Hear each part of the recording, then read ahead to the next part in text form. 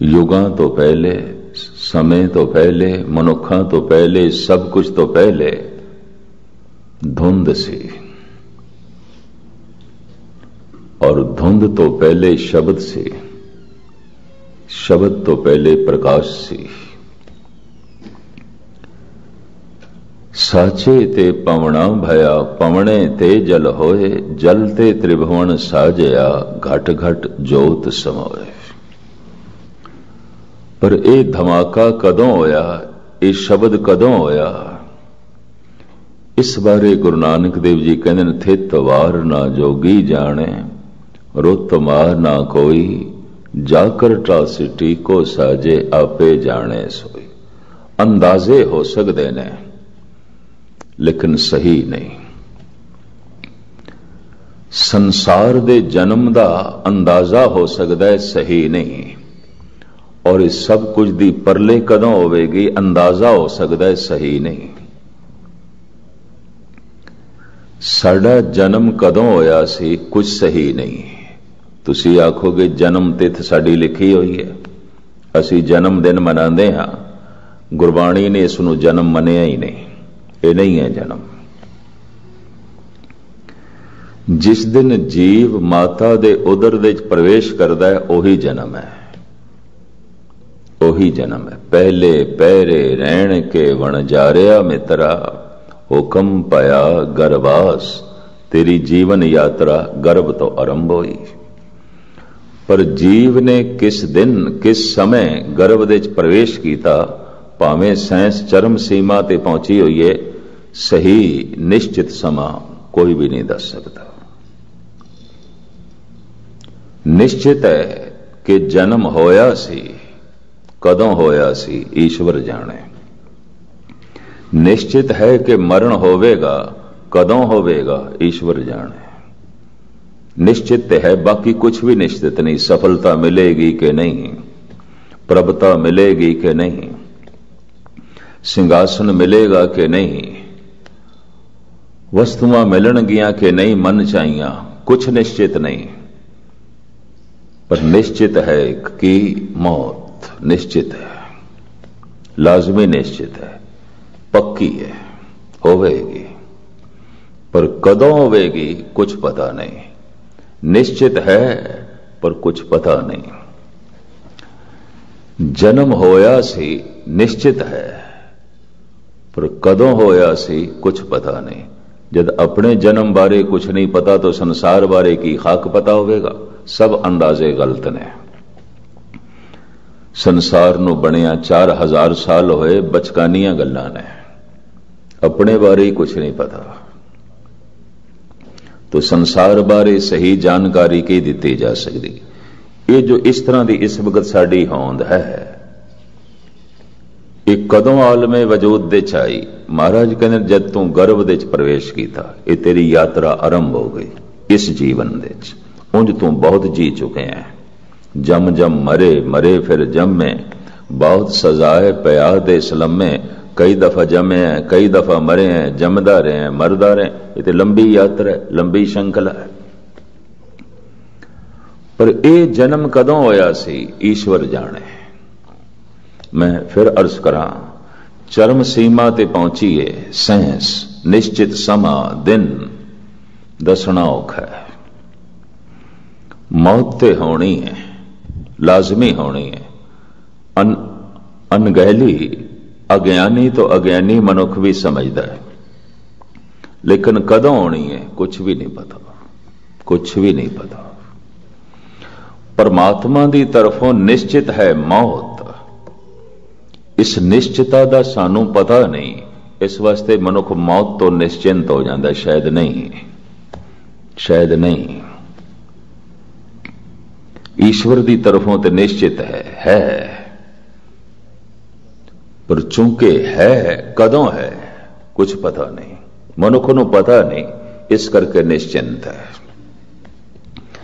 तो मैं इतनी गल इस वास्ते अर्ज की है, संसार कदों बनया। पहले सवाल यह है, तेरी जीवन यात्रा कदों आरंभ हुई? अपने आप का तो पता नहीं, इन्ने वड्डे ब्रह्मंड का ये कदों तो बनया। महाराज कहते थित वार ना जोगी जाने, जुड़िया होया जोगी जो जुड़ गया, जो परमात्मा नाल जुड़ गया वह भी नहीं दस सकता। थित वार ना जोगी जाने, रुत माह ना कोई, जा करता सृष्टि को साजे, आपे जाने सोई। वो एक है, प्रकाश है, उस तो एक ध्वनि होई, और वो ध्वनि की होई, मैं एक दफा फिर दोहरा दिया, भारत दे जितने संत होए ने, अवतार होए ने, वो एक आवाज कहते ने, वो ध्वनि ओंकार सी, वो धुन ओंकार सी। और उसे धुन दे ये सारा बहाव चल रहा है, जन्म जीवन मरण, उसे धुन दे। कीता पसाओ एको कवाओ, तिस्ते होए लख दरियाओ। ये लखां जिंदगियां दे दरिया, क्योंकि दरिया बह रहा है, सब कुछ बह रहा है इस ओंकार दे विच। की बह रहा है? जन्म हो रहा है, जीवन हो रहा है, फिर मरण हो रहा है, मरण फिर जन्म दे बदल रहा है। ये बहाव चल रहा है, एक बहाव चल रहा है इसे ही धुन दे, इसे ही शब्द दे। यही जैनियां दी पकड़ दे च आया है, यही सनातनियां दी पकड़ दे च आया है, यही महात्मा बुद्ध दी पकड़ दे च आया, और यही गुरु नानक दी पकड़ दे च आया। किसी हद तक अमीर खुसरो भी यही कहता है। सूफी संत भारत दे संतां दे बहुत नेड़े ने, सूफी फकीर। यही कारण है कि सूफियां नूं, सही मैने दे सूफियां नूं इस्लाम ने कबूल नहीं किया। मंसूर नूं सूली ते चाड़ दिता गया,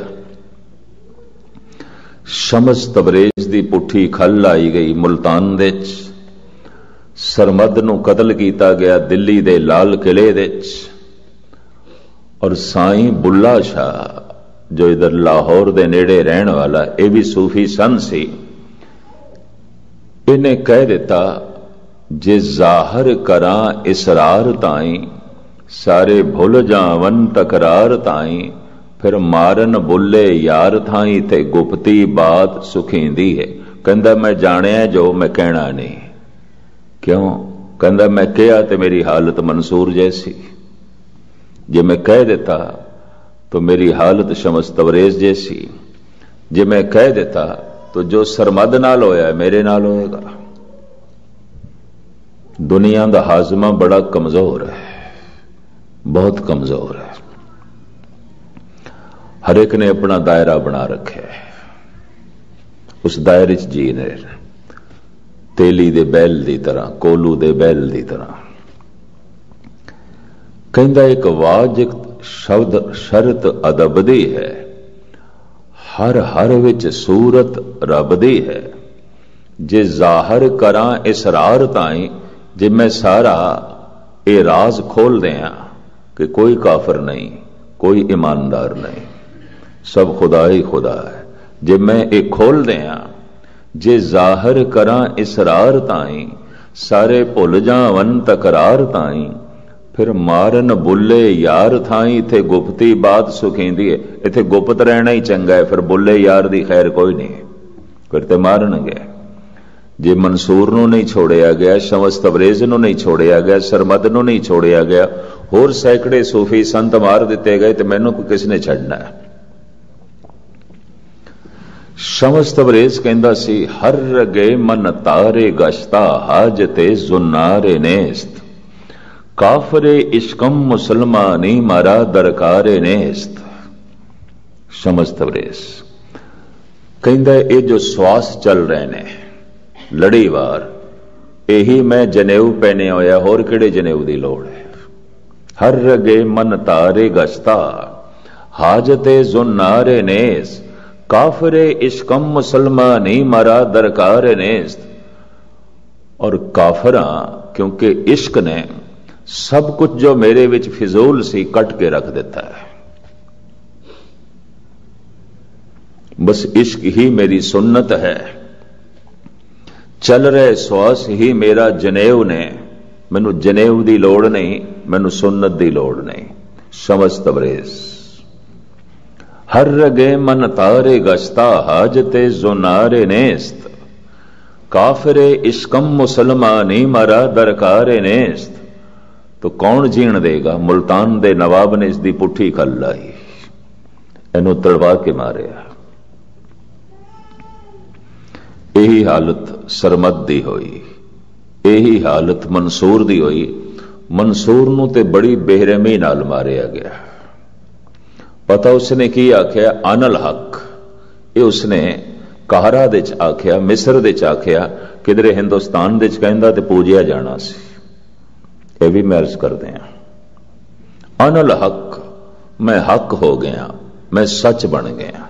हुण कबीर भी तो यही कहते ने, कबीर जाको खोजते पाया सोई ठौर, सोई फिर के तू भया जाको कहता होर।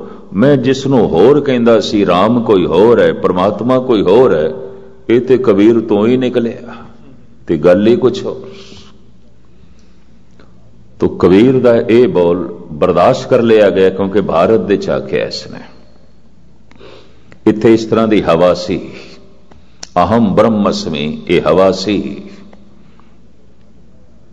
कबीर मन निर्मल भया जैसे गंगा नीर, पाछे लागो हर फिरे कहत कबीर कबीर। मैं हरि दी तलाश कदों दी छोड़ देती है, हरि मेरी तलाश कर रहे हैं। मैं हरि दे पिछे जाना कदों दा छोड़ देता है, हरि मेरे पिछे चल रहे हैं। ये हिंदुस्तान दे च आख्या जा सकता सी, मुश्किल सी। होर दुनिया च इस तरह कहा जाता, खुदा मेरे पिछे चल रहा है, खुदा मेरी तलाश है। सूफिया ने जरूर कहा, सूफी कहते ने लगता है अज खुदा ने सानू बहुत याद किया है, क्योंकि अज खुदा की याद आ रही है। वो इंज कहते हैं, वो इस तरह कहते हैं। यादां बड़ी दूर तक पहुंचदियां ने। यह गल वखरी है, किधरे किधरे मजबूर होके ऐसा भी आख्या गया, अब तो याद रफ्तगां की भी पहुंच नहीं, यारों ने कितनी दूर बसाई हैं बस्तियां। हे रब तेरी बस्ती किन्नी क दूर है, मेरी याद भी नहीं पहुंचती, मैं किथे पहुंचा? मेरे कदम किथे पहुंचन, मेरी याद भी नहीं पहुंचती, मेरी सिमरती भी नहीं पहुंचती। ते जिथे तक मेरी याद नहीं पहुंच सकती, उत्थे तक मेरे कदम किस तरह पहुंचन? अब तो याद रफ्तगां की भी पहुंच नहीं, यारों ने कितनी दूर बसाई हैं बस्तियां। इसे नू अमीर खुसरो कहंदा है, छुप गए वो साज हस्ती छेड़ कर, अब तो बस आवाज ही आवाज है। एक आवाज ते गूंज रही है, सुन रहे हैं। एक झलक वेखी सी बिजली दी तरह, ओझल हो गई है, हुण नहीं है। इस फकीर ने कबूल कर लिया है, नहीं है हुण मेरे को, वो झलक नहीं है। मिली सी किसी वक्त, मैं देखी सी किसी वक्त। मैनू अपनी जिंदगी च इस तरह के हजारां मनुख मिले ने जिन्हां ने झलक वेखी गवा बैठे, नहीं रही। बाकी जिंदगी उस झलक दे तड़पदियां लंघी,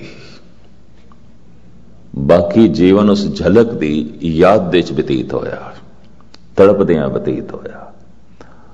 अमीर खुसरो हजरत निजामुद्दीन दा चेला सी, उन्हां दी सेवा करदा सी। ते हजरत निजामुद्दीन उस जमाने च मन्ने परमन्ने चोटी दे फकीर सन। दिल्ली दे इन्हां दे नाम ते एक इलाके दा नाम भी है हजरत निजामुद्दीन, एक रेलवे स्टेशन का नाम भी हजरत निजामुद्दीन है। एक बहुत बड़ा एरिया कलोनी है दिल्ली दे, उसका नाम है हजरत निजामुद्दीन। एक बहुत मन्ना परमनिया सूफी संत ते इसदा चेला अमीर खुसरो, एक कहंदे छुप गए वो साज हस्ती छेड़ कर, अपनी हस्ती दा साज मेरी दुनिया छेड़ गए, छिड़िया सी, पर अब तो बस आवाज ही आवाज है। जिस सास तो ये आवाज निकली सी वो सास ते ओझल हो गया, वो झलक ते ओझल हो गई। वो मेरे सामने सास ते कोई नहीं, वो प्रकाश ते नहीं है, आवाज है। आवाज दे आसरे ते जी रहे हैं, आवाज है मेरे को। आवाज ब्रह्मंड दे च व्यापक है। ये महात्मा बुद्ध दी पकड़ दे चाई ओंकार, ये जैन धर्म दे बानी स्वामी महावीर दी पकड़ दे चाई ओंकार, ये भारत दे उपनिषदां दे ऋषि और अवतारी पुरुष कृष्ण दे राम, विश्वामित्र ते विशिष्ट, संदीपनी ते दुर्वासा, श्री कृष्ण दे दो गुरु सन, राम दे दो गुरु सन। राम दे दो गुरु सन विशिष्ट ते विश्वामित्र, श्री कृष्ण दे दो गुरु सन संदीपनी ते दुर्वासा। ये जो मुखी बंदे ने धार्मिक दुनिया दे, जिन्हां दे उत्ते हिंदुस्तान का धार्मिक इतिहास खड़ा है, कहते ना मूल धुनी ओंकार है। गुरमत का जमाना आया, गुरु नानक का जमाना आया, आप दी कंठ तो भी निकलिया मूल मंत्र, मूल बोल, बुनियादी बोल ओंकार।